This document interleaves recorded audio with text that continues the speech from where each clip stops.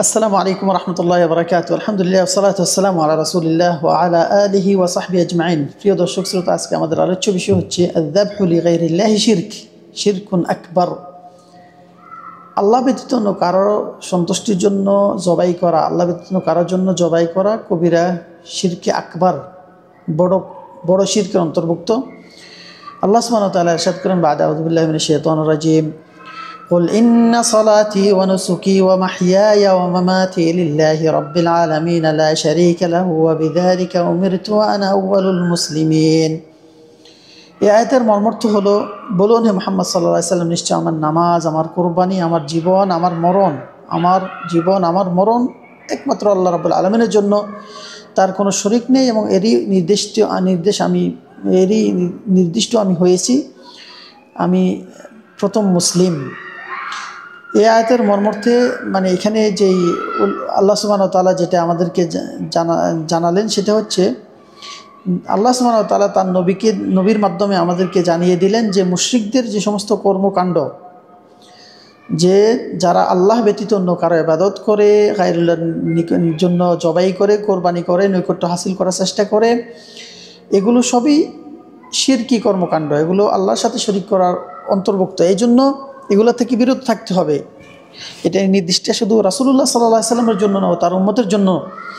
এই জন্য তাকে বললেন যে, নবী সাল্লাল্লাহু আলাইহি সাল্লামকে আল্লাহ সুবহানাহু ওয়া তাআলা নির্দেশ দিয়ে বললেন, তুমি বলে দাও যে আল্লাহ তাআলার জন্য আমার নামাজ, আমার কোরবানি, আমার জীবন এবং মরণকে খালেস করে দিচ্ছি, তিনি ব্যতীত কারোর জন্য এগুলো আমি করব না। তার মানে আমার নামাজ যেমন শুধু আল্লাহর জন্য, তেমনি আমার কোরবানিও শুধু আল্লাহর জন্যই হবে, এবং খলুসিয়তের সহিত, শুধু তার একনিষ্ঠতার সহিত তার জন্যই এগুলো আমি করতে হবে, এবং আমার জীবন এবং মরণকে শুধু আল্লাহর জন্য বিলিয়ে দিতে পারি, আর কারোর জন্য নয়। নেক আমলের মাধ্যমে, ইমানের মাধ্যমে, নেক আমলের মাধ্যমে আল্লাহ সন্তুষ্ট অর্জন করতে হবে। এই সমস্ত বিষয়গুলো সবগুলো একমাত্র আল্লাহ তাআলার জন্য আমি নির্ধারণ করি, তারই সন্তুষ্ট অর্জন করি। এবং তোমরা যে সমস্ত কর্মকাণ্ডে লিপ্ত আছো হে মুশরিকরা, সেগুলো আল্লাহ তাআলার সাথে শরীক এবং আল্লাহর বিরুদ্ধচারণ কর্মকাণ্ড, যেগুলো আল্লাহ তাআলা কখনো ক্ষমা করবেন না। তো আজকে আলোচ্য বিষয় থেকে আমরা যেটা জানতে পারি, এক নম্বরে আল্লাহ ছাড়া অন্য কারোর জন্য জবাই করা শিরকে আকবার, যেমন আল্লাহ ছাড়া অন্য কারোর জন্য নামাজ পড়া, সিজদা করা যেমন শিরক, আল্লাহ ব্যতীত অন্য কারোর জন্য কোরবানি করা, জবাই করাও শিরক।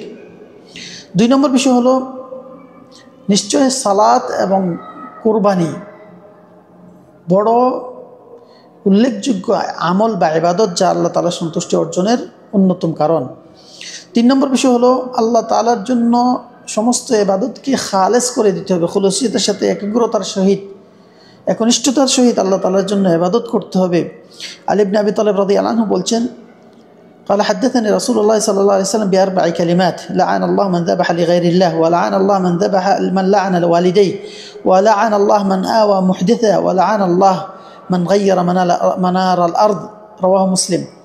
আলী রাদিয়াল্লাহু আনহু বলতেছেন যে রাসূলুল্লাহ সাল্লাল্লাহু আলাইহি সাল্লাম আমাকে হাদিস শুনিয়ে বলছেন যে আল্লাহ সুবহানাহু ওয়া তাআলা 4 জন ব্যক্তিকে লানত করলেন। প্রথম জন হচ্ছে, যে ব্যক্তি আল্লাহ ছাড়া অন্য কারোর জন্য জবাই করে, তাকে আল্লাহ লানত করলেন। যে ব্যক্তি তার মাতা পিতাকে লানত করে, তাকে আল্লাহ লানত করলেন। যে ব্যক্তি কোনো বেদাতিকে, ধর্মের মধ্যে নতুন আবিষ্কার প্রবেশ করে, নতুনভাবে ধর্মকে পরিবর্তন করে, এমন কোনো বেদাতিকে আশ্রয় দিবে, তাকে আল্লাহ তাআলা লানত করেন। এবং আল্লাহ সুবহানাহু ওয়া তাআলা ওই লোককে লানত করেন যে ব্যক্তি অন্যের সম্পদ ভক্ষণ করার জন্য, দখল করার জন্য জমিনের নিশানাগুলো পরিবর্তন করে দেয়, নিশানা পাল্টাই দেয় বা এদিক ওদিক করে নেয়, জমিনের আইল পরিবর্তন করে বা নিশানাগুলো, জায়গাগুলো এদিক ওদিক সয়নয় করে ফেলে, এদেরকে আল্লাহ তাআলা লানত করছেন। তো আমাদেরকে এই সমস্ত পাপগুলো থেকে বিরত থাকতে হবে, আল্লাহ লানত থেকে বেঁচে থাকতে হবে। এই জন্য এই সমস্ত কর্মকাণ্ডে লিপ্ত হওয়া যাবে না, এবং আল্লাহ ছাড়া কারোর জন্য জবাই করা যাবে না। আল্লাহ তাআলা আমাদেরকে ইমানদার, খালেস, তাওহীদবাদী হয়ে যেন জীবন যাপন করতে পারি, সঠিকভাবে আমাদের আমল যেন সৎ আমল হিসাবে আল্লাহর জন্য উপস্থাপন করতে পারি। আমাদের প্রত্যেক ইবাদতে যেন খুলুসিয়ত থাকে, প্রত্যেক আমলে যেন আমাদের খুলুসের সহিত ইবাদত আমল করতে পারি, সেই তৌফিক আল্লাহর কাছে আমরা কামনা করি। আল্লাহর কাছে মাপ চাই, আল্লাহর সমস্ত গুনাহ খাতিয়া থেকে আল্লাহ তাআলা আমাদের পরিত্রাণ দান করেন, আমাদের ক্ষমা করেন, আমাদের উপর সন্তুষ্টি হয়ে আমাদেরকে জান্নাত নসিব করেন, সেই তৌফিক আমরা আল্লাহ তাআলার কাছে কামনা করি এবং ঈমানের উপর অবিচল থাকার তৌফিক কামনা করছি। হাদা আল্লাহু আ'লাম। সাল্লাল্লাহু আলাইহি ওয়া সাল্লাম আলা নবিয়িনা মুহাম্মদ ওয়া আলা আলিহি ওয়া সাহবিহি আজমাইন। আসসালামু আলাইকুম ওয়া রাহমাতুল্লাহি ওয়া বারাকাতুহু।